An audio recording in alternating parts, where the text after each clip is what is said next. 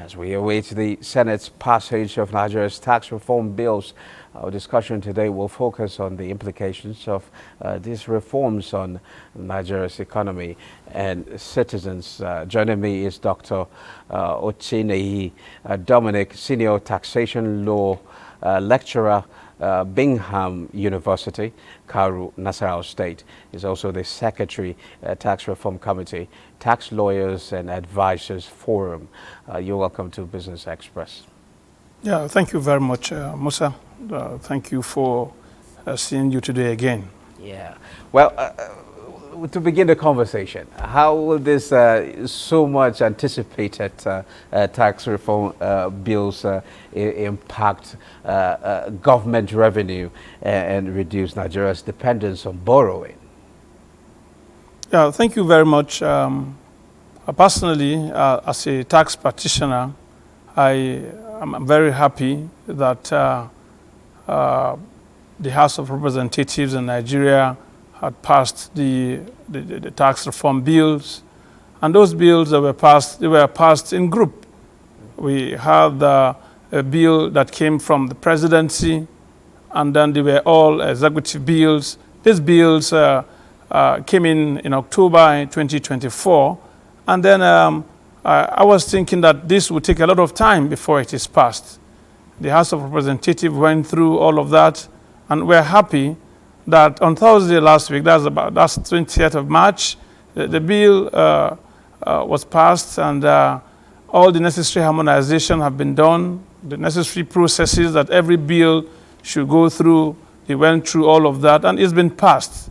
We're waiting for the Senate, and then we'll put all of those things together, and I'm sure that as soon as it gets to the presidency, it will be signed, and we'll have a better economy, because we're going to have certainly more income as a nation generated from tax revenue.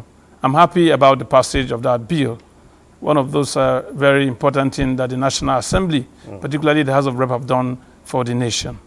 Okay, do you see this closing our, debt gap? When you look at like the 2025 budget, do you see this somehow improving our revenues and reducing our budget gap? Yes, I see it certainly. Anyone who is in the finance sector, people who are involved one way or the other in revenue generation, particularly those who participate and practice tax, they will know that this is a very good omen for the nation in terms of revenue generation. Like I've always emphasized, what is tax? Tax generally, it's a compulsory levy that is imposed. It is imposed on individuals, on companies, transactions, assets, and all of that. With the bill that we have passed before the National Assembly, if assented to by the President, you can be sure that our revenue ordinarily will double, if not even more than what we used to generate. So it's going to actually help. The more money we get as a nation, the more we're able to offset the debt that we owe one way or the other as a nation. So I can tell you categorically that it will improve our revenue of the government that we have in place at the local government level, at the state level, and even at the federal government level. Revenue will increase geometrically. Revenue will increase, and that will help us a whole lot. What does this imply to our tax to GDP ratio? Now, for the GDP ratio, GDP is a gross domestic product. The more money you have, it means that your GDP will increase. Now, what I'm trying to imply is, our tax to GDP ratio is actually low compared to international best practice. With this, passage of this bill, are we likely to see improvement in our tax to GDP ratio? Yeah, yes, certainly we will experience improvement on a tax regarding the GDP ratio, because the more money we get as a nation from tax revenue, the more we will have money available to the government at various tiers, And then the more the GDP that we have in our country will improve. GDP certainly, with the tax laws and all of that we have in place presently, we will have a situation where the GDP, tax GDP will improve enormously. It's going to improve. Well, what stands out for you in these particular reforms? I mean, the reforms that we are talking about. What stands out for you? Yeah, we have a lot of improvements concerning the taxing system we have in Nigeria. But what is very striking to me is the distribution of VAT. That is what is very striking to me. For me, VAT has constituted a very troublesome aspect of our tax.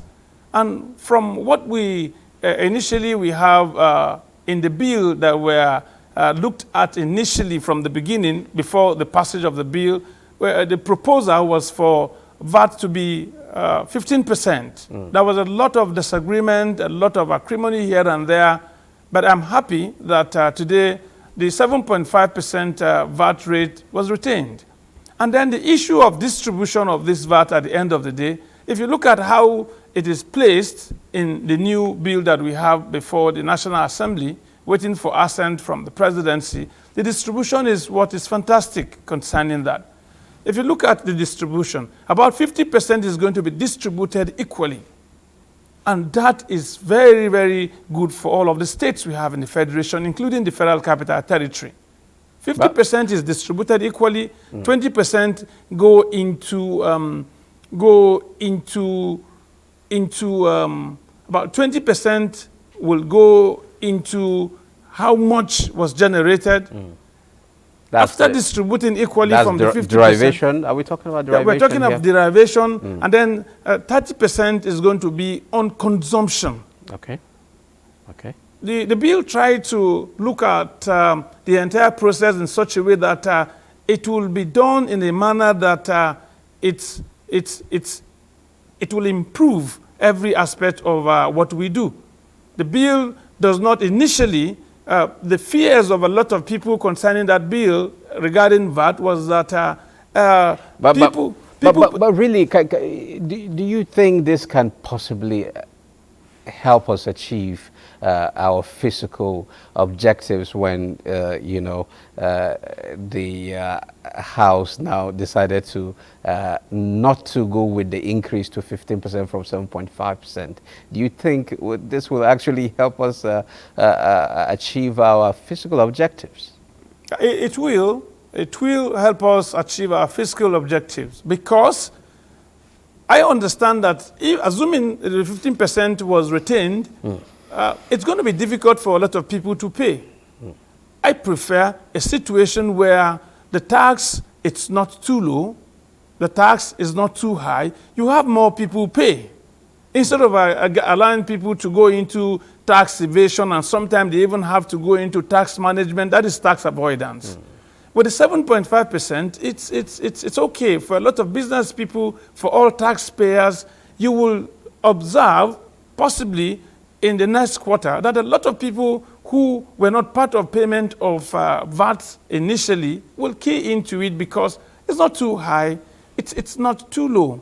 It's somewhere in the middle where people can easily pay. So you can now tell me that you believe that this particular tax reforms will somehow or has provided you know, kind of avenue to make it easier for taxpayers to pay their tax and avoid tax evasion. Yes, taxpayers will easily go to pay their taxes. And for me, if you look at tax, that is how it should be. People should go and pay their tax without being chased around, without the law being enforced that they must pay and all of that. The more you create a system where people can, on their own, just go and pay their taxes, the more tax revenue such government will generate. You know, there are arguments in some quarters that that this particular reform has it actually addressed the issue of inequality, because tax is actually meant to close that gap. But has it actually? Would you say that this particular tax will help address that? Yes, it will address inequality. One of the proponents of tax is because in other climes we are talking about taxing the rich to settle the poor and things like that. Yeah, Does it reflect that this particular reform reflect that? Even in Nigeria, we still have the rich, we have the poor. Every country of the world, we have the rich, we have the poor. Now, tax particularly, let me say this very quickly, Musa. Tax particularly is put in place for one of these basic reasons of inequality. Now, take for example, tax is on earning, it's not on everybody. Tax is on profit, it's not on every company. Okay. Now, if tax is on earning and not on everybody, if monies in terms of tax is collected from someone who earns money, and this revenue generated from such money collected in tax from such a person is used to construct a school, for example.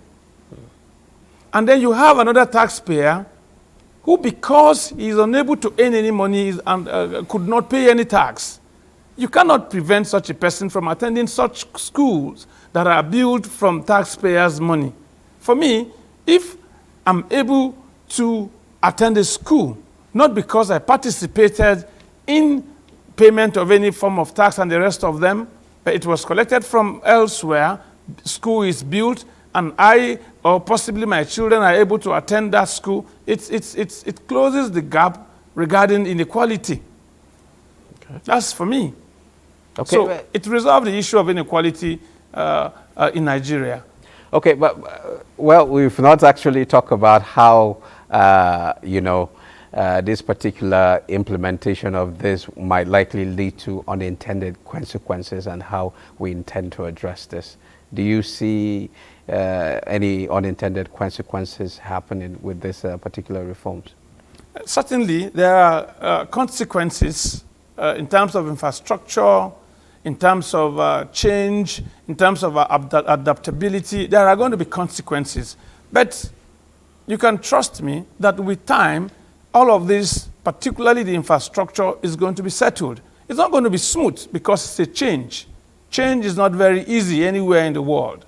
As we get this in place, the president signed this bill into law, we begin the implementation process. It will take some time, but I am quite sure that the government will stabilize, particularly through the tax authority. They will stabilize and ensure and find a way of getting this tax paid the way it should be paid. People should be able to sit in their houses, the comfort of their offices, and pay their tax easily. We will overcome those difficulties. Let's not be scared of the consequences and difficulty we may experience with the new law. Let's be focused more on seeing how we can get used and overcome those difficulties. Well, briefly, how would you like to see the implementation? I mean, what would you like to see from, in the implementation of this, the reforms? What I want to see, particularly from the FRS, certainly, or the signing of this bill into law by the president, it will change name to Nigeria National Service, Revenue Service. Once the name change, it's going to change a whole lot of things. Okay. I see them deploying infrastructure. I see them rebranding. I see them trying to put in place a revenue law that is holistic, a revenue law that is simple, that will ensure that people, taxpayers particularly, key in and then pay. And generally, to paint a picture to the entire world that we have a new tax system in place. One of the basic problems of business, the business populace around the world is that our tax system in Nigeria is quite complex. Okay. With that, I expect more business influx into Nigeria because with the law we have in place, once it is signed into law by the president, I can assure you that we're going to have a very simple and straightforward tax system, and a lot of businesses will come into Nigeria. Well, let's pray that this boosts investor confidence. Yes, it will. Thank you very much, Dr. Uchine Dominic. It's been a pleasure having you on the program. Thank you very much, Mr. Musa. Thank you for having me today.